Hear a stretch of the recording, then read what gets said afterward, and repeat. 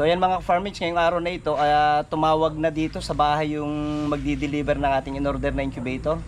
Kaya waiting ako dito sa likod namin para abangan yung darating na delivery. Sa Shopee yata yun, hindi ako nagkakamali.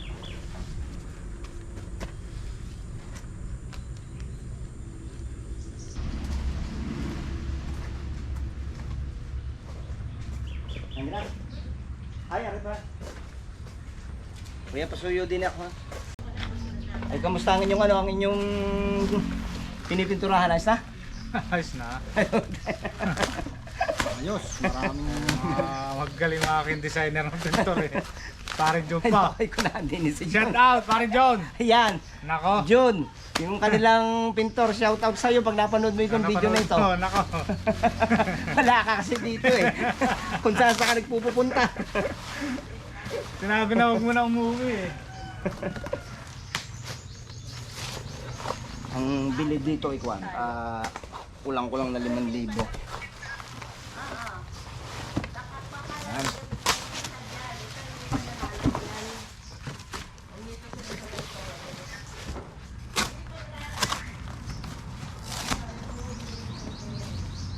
So Paring John, oh, pwede ka magpapisana dito. Oo.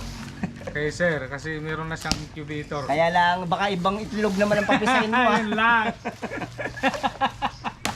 Oh, dahil marami naman pinapili. baka ibang itlog. May pupunta ka na. Pitaan. Ayun, nakakuha na yung 66%. Plywood din pala yan. Plywood, yari sa 3/4. So bali mga ka-farmates, ito ay yari sa 3/4 plywoods. Ayan. Ano para makita? Uy.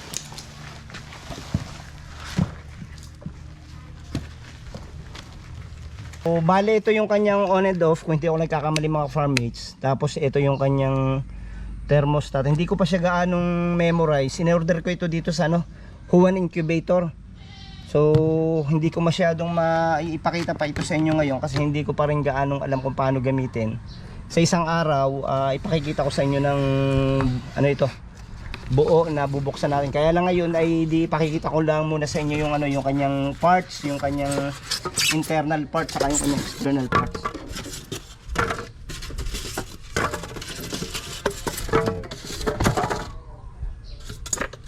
So bali merong ito, free, may kasama na siyang ilaw. Kasi kailangan natin siyang lagyan ng ilaw.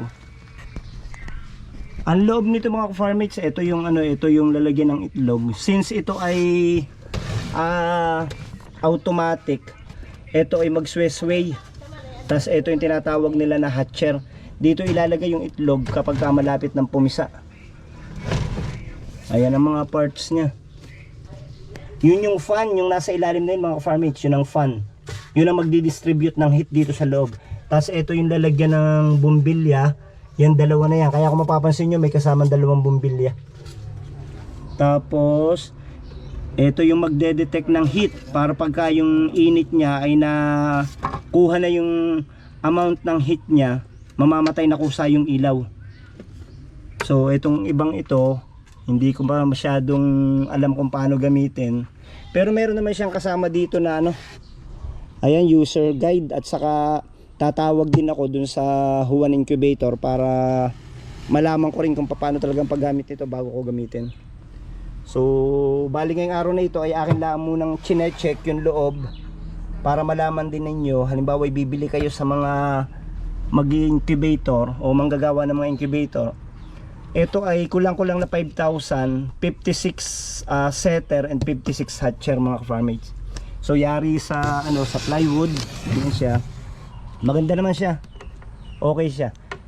Yun nga lang, hindi ko pa siya ngayon pwedeng ipakita sa inyo na isasaksak sa kuryente pala mga ka-farmates kasi tatawag muna ako sa Huan Incubator para malaman ko yung papaano. Kasi baka buksan ko ito, isaksak ko tapos mali yung paggamit ko, masira agad. Bale ito yung kanyang yung kanyang external part mga ka-farmates.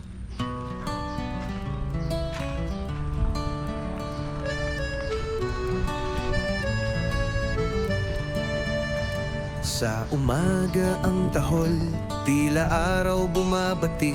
Manok kong tanglaw, pag-asa'y sumisilip na mabuti. Kalikasan kasama, buhay tila kalapati. Sa pawis ang pangarap, patuloy kong sinasapul. Sa hawla ng pangarap, malaya ring lilipad. Kahit pawis ang patak, tagumpay ang abot dagat. Mga manok na alaga, kasangga sa pagbagsak. Hanggang sa araw ng tagumpay, silong ko ay sasalpak.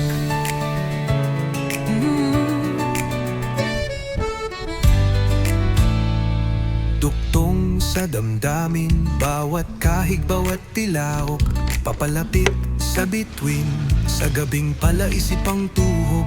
Manok ko'y nangangako, lakas ay hindi binabawasan. Kahit daluyong ay dumaan kami, papakinang tampok. Kahit lupang basag, doon ako nagtanim.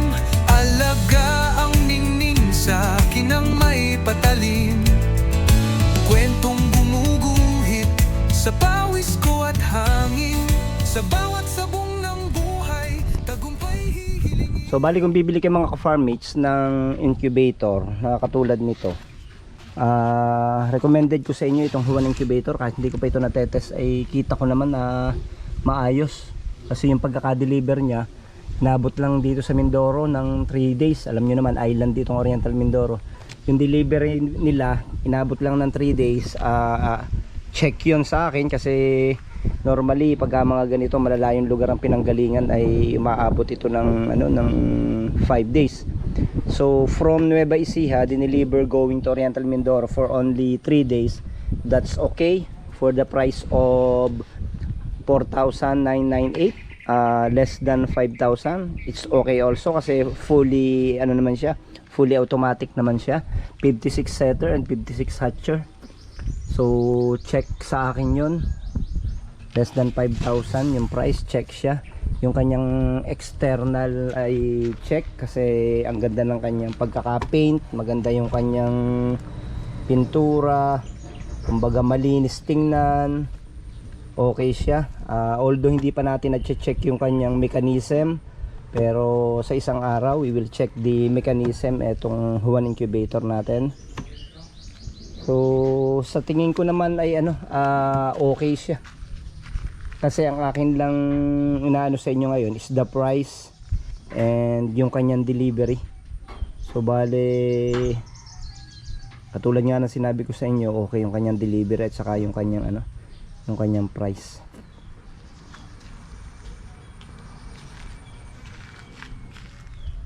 Yan, okay na to, okay na ito mga ka-farm mates. Sa tingin ko ay makakapagsimula na tayo ng maganda sa ating gagawing game fowl breeding. So nagiging problema kasi natin yung yung pag hatch kasi ang mga inahin ko ayaw mag-hatch. Syempre kailangan pagka mag-breed ka talaga, dapat talaga mayroong ganito, may incubator talaga, hindi pwedeng takbo ng takbo lang. Ayan mga farm mates, okay siya. May nga pala ito mga farm mates, may mga butas siya. Yan yung labasan ng hangin niya. Ayan, may 2 butas dito sa kaliwa, tapos may 2 butas dito sa kanan, sa baba. And then meron siyang malaking butas dito sa tapat ng fan, dito sa kanyang likuran. So all in all, good mga farm mates, good siya. Wala naman akong masabi sa external niya at saka internal parts.